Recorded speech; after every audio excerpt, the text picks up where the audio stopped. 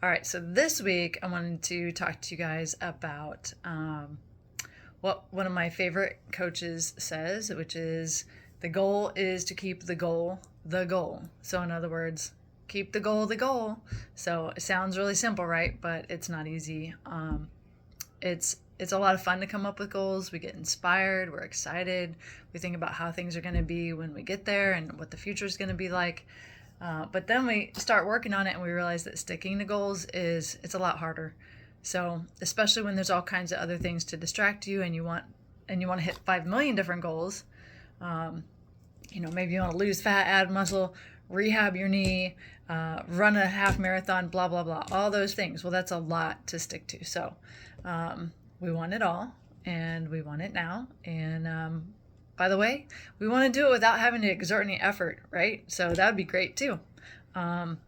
We pretty much want to change everything and do it without having to change anything. So that's just human nature.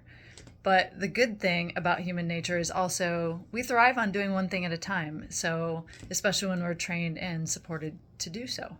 So, the goal is to focus and clear away the clutter and figure out what truly matters right now. So, it doesn't have to be forever, but right now, what is it that's really important to you?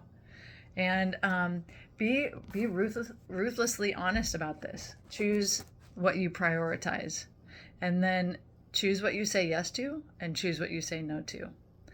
And then also part of that process is becoming aware of how the things around you, your environment, shape your yeses and nos. And then understand that saying yes to one thing is saying no to something else. So do one thing at a time with all of your intention, and learn to respond rather than react. So be proactive, plan in advance, know how you're gonna respond in certain situations.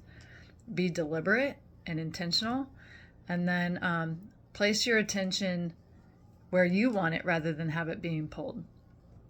The other thing that's going to help with that is just making your environment support your goals. So whether that be turning up the good, where you surround yourself with people, places, and things that support you, make you feel good, and give you energy. And then the flip side of that is turning down the suck. So that just means get rid of the people, places, and things, or minimize those, if at all possible, that suck your energy, that don't support your goal, that just aren't serving you well. So this is how you're going to harness your energy and just get this done, right? So figure out what your path is, and then decide how can you keep the goal the goal. So these are the things I want you to think about this week. I know we got off to a start last week, and then week 2 we start going, oh man, there's really work involved with this.